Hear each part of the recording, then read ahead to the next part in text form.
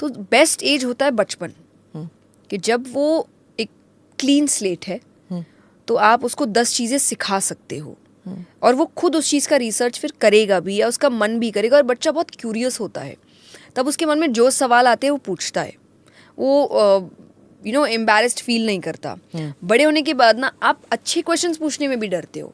जब आप काम से घर आते हो, so the first thing you have to do is take a bath और wash your hands and your feet. Okay, then you have to do some puja, कि आप भगवान के पास थोड़ा बैठे, you can do sandhya aarti या कुछ भी, और maybe you just can sit and do a stuti. Then you will meet your family. It was a ritual kind of thing. The reason is बाहर आप बहुत सारे इमोशन से लड़ रहे हो, आप लड़ाई भी कर रहे हो, आप टेंशन में भी हो, आपको स्ट्रेस हो रहा है, कभी बहुत ज़्यादा नेगेटिव अंदर से आप फील करके रखे हो क्योंकि कुछ ऐसा फेस किया होगा जो काइंड ऑफ फेलियर है। Too many negative emotions. We know taking a bath helps you in आपको काम करने के लिए, सूदिंग होता है आपके लिए। हाफ पहले आपके टेम्परमेंट को वो वहाँ ठीक कर देता है, then you meet the god. Half और टेम्परमेंट नीचे चल जाता है क्योंकि भगवान से आके ऐसे ही इंसान को सुकून महसूस होता है। अब इसमें मैं कोई लॉजिक नहीं दे सकती, इसको आपको करके ही पता चलेगा। इट इज़ अ फीलिंग, एक इमोशन है, आप करके देखो। It will take some time, do it for 1 month और 2 months and you will feel that change. नहीं चेंज फील हुआ, I am open with saying मत करना आगे, मेरी कोई ज़बरदस्ती नहीं है, बट ट्राई दिस। जैसे आप जिमिंग ट्राई करते हो ना, तो जिम वाला भी ट्रेनर आपको बोलता है ना 1-2 महीना लगेगा चेंज आने में, वो तो नहीं 2 दिन में आपको बोलता है कल आपके एब्स निकल आएंगे। इट टेक्स टाइम, तो यहाँ भी टाइम लगता है। गिव दैट टाइम और आपको चेंज महसूस होगा। और उसके बाद व्यक्ति अपने परिवार से मिलता था, तो बाहर का सारा गुस्सा, कचरा, नेगेटिव सब कुछ वो छूट गया और अब वो परिवार से प्यार से मिल रहा है। अब वो डायरेक्ट मिल रहा है। ऑफिस का गुस्सा, बाहर का गुस्सा, दोस्तों का प्रेशर, सब कुछ घर पे निकल रहा है। पति पत्नी पे निकाल रहे हैं, पत्नी पति पे निकाल रहे हैं, बच्चे माँ बाप पे निकाल रहे हैं, माँ बाप बच्चों पे निकाल रहे हैं, क्योंकि बाकी जो आगे हुआ वो हमने छोड़ दिया आलस में। तो आपको ये लॉजिक देना पड़ेगा बच्चों को कि कब क्यों क्या ज़रूरी है। प्लस डिसिप्लिन भी। अगर वो मान नहीं रहा, वो आपको देख के मानेगा। आप कौन सा कर रहे हैं? पेरेंट्स भी तो अपने टाइम के हिसाब से भगवान को छोड़ देते हैं। आज लेट हो गया, कल कर लेंगे पूजा। वो तो देख रहा है आपको, आपके बोलने से क्या होगा, वो देख के सीखता है आपसे। वो देख रहा है मेरे पेरेंट्स ऑफिस टाइमली जाते हैं, मेरे पेरेंट्स रिश्ते टाइमली निभा रहे हैं, मेरे पेरेंट्स एंटरटेनमेंट भी टाइमली कर रहे हैं, कि संडे के संडे घूमने जा रहे हैं, आराम कर रहे हैं। सिर्फ एक भगवान है जिसको मेरे पेरेंट्स अपने टाइम के अकॉर्डिंग करते हैं। इट मीन्स वो इतने ज़रूरी नहीं है। तो वो भी यही करता है कि जब उसका मन होगा तो वो सारे रूल्स निभा भी लेगा। जिस दिन उसका मन नहीं है उस दिन वो नहीं करेगा। लेकिन बच्चा स्कूल में तो नहीं बोलेगा आज मेरा यूनिफॉर्म पहनने का मन नहीं है मम्मी, आज बड़ा मुझे आलस फील हो रहा है, आज मैं पजामाज में चला जाऊँगा, क्योंकि उसको पता है ये ज़रूरी है।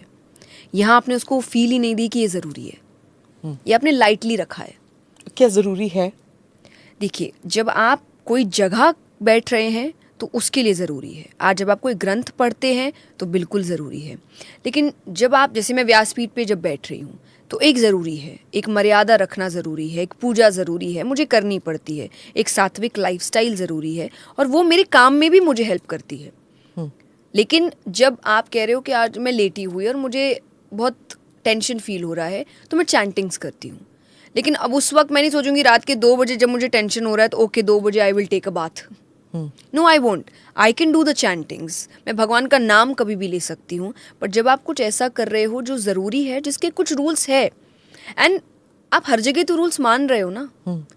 आप जब सांसारिक चीज़ों में इतने रूल्स मान रहे हो तो इसमें क्यों नहीं मान रहे हो? ये भी एक कनेक्ट ही पैदा करेगा आपका। आपको समझ आएगा कि ये इम्पोर्टेंट है। जब तक इंसान को थोड़ी मेहनत ना करना पड़े, वैल्यू नहीं समझ आती उस चीज़ की। क्या सात्विक लाइफ, आपने सात्विक प्रैक्टिसेस के बारे में कहा, क्या is it absolutely necessary to have that to understand spirituality and to be one with god? कि आपने जो भी आपका तामसिक राजसिक जो लाइफस्टाइल है उसको त्याग करना ही पड़ेगा? नहीं करना पड़ेगा, बट ये एक हर्डल है। फॉर एग्जाम्पल, जब हम सात्विक लाइफस्टाइल कहते हैं तो हम फूड प्रेफरेंसेस भी चेंज करते हैं अपनी, और उससे क्या हमारा बॉडी रिएक्ट करता है उन चीज़ों को। एक कामनेस जो आपको भगवान से जुड़ने में चाहिए, मेडिटेशन के लिए चाहिए, पढ़ने के लिए चाहिए। जैसे अभी आपने कहा 3 मिनट से ज़्यादा हमारा कंसंट्रेशन है ही नहीं, हम तुरंत, पर आप ये 3 मिनट में तो भगवत गीता बंद करके नहीं रख सकते ना। करेक्ट। आपको वो कंसंट्रेशन चाहिए, वो पेशेंस चाहिए। कई बार फूड हैबिट्स भी वो क्रिएट करती है, साइंटिफिकली प्रूवन बातें हैं ये, कि खाना आपके बॉडी को चेंज करता है, आपके हॉर्मोन्स को चेंज करता है, मेंटली भी आप क्या फील कर रहे हो वो कई बार खानों से भी लिंक्ड होता है। तो सात्विक लाइफस्टाइल इज कि जब आप ऐसी चीज़ें करने की कोशिश कर रहे हो जहाँ आपको कंसंट्रेशन की ज़रूरत है, पेशेंस चाहिए, तो ये सारी चीज़ें करोगे तो हेल्प मिलेगा। ओके। नहीं करोगे तो हर्डल्स है, प्रॉब्लम होगी, छोड़ दोगे जल्दी। फिर भी ये नहीं कहूंगी कि नहीं किया तो भगवान मिलेंगे ही नहीं, ऐसी कोई बात नहीं है। प्रॉब्लम बहुत होगी आपको ही होगी। तो इट्स बेटर कि आप कर लो। कोई लोग कहे कि हम डे 1 पे नहीं कर पाते, इट्स ओके। जब आप यहाँ आओगे ना, धीरे धीरे आप खुद करने लगोगे। मैं बच्चों से यही कहती हूँ कि मैं आपको नहीं कह रही कि आप सब कुछ छोड़ दो, आप अभी जो कर रहे हो सब करते रहो। Just add chantings to your life, और add listening to bhajans sometimes, और maybe just reading 1 shlok of Gita ji. What I know is, जैसे जैसे उनका इंटरेस्ट बढ़ेगा, धीरे धीरे वो खुद ये चीज़ें करने की कोशिश करेंगे। और वो कौन सा एज होता है जब इंसान सबसे ज़्यादा रिसेप्टिव होता है, और वो कौन सा स्टेज होता है जब you are not receptive at all? मतलब चाइल्डहुड, अडल्टहुड, या फिर वृद्धावस्था में कहाँ पे होता है कि आप सोचते हैं कि इतने बैरियर्स हैं कि निकल नहीं सकता इंसान? I think the best time इस चीज़ में घुसने के लिए इज चाइल्डहुड। मिट्टी गीली है, आप कोई भी शेप बना दोगे। जब सूख जाती है, वो शेप ले चुकी है, अब आपको उसको दूसरा शेप देने के लिए तोड़ना पड़ेगा, which is very painful. Mentally, emotionally, physically, it's very तोड़ना पेनफुल। खुद पड़ेगा, मतलब कोई और नहीं कर सकता। नहीं, कोई और भी करेगा तो उसको भी, जैसे अब कोई गुरु के पास भी पीड़ा आप वहाँ गए, पे भी होगी। हाँ, उनको भी बहुत परेशानी होने वाली है। उनको शायद कभी बहुत स्ट्रिक्ट होना पड़ेगा, या कभी उनको बहुत सुनना पड़ेगा, क्योंकि सामने वाला एक रिबेल बन चुका है, उसके अंदर ऑलरेडी बहुत ओपिनियंस है कुछ चीज़ों को लेकर। उनको चेंज करना एक टास्क होगा बहुत बड़ा।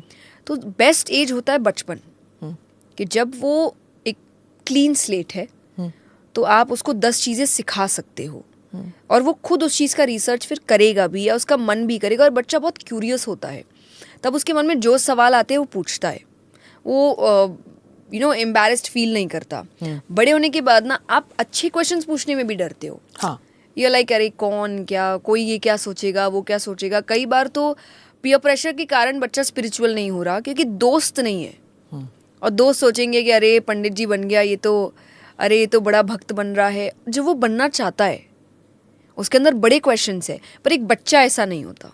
बच्चा खुलेआम पूछेगा। जैसे हम आज बच्चों से मिलते हैं, बच्चे ऐसे ऐसे क्वेश्चंस करते हैं।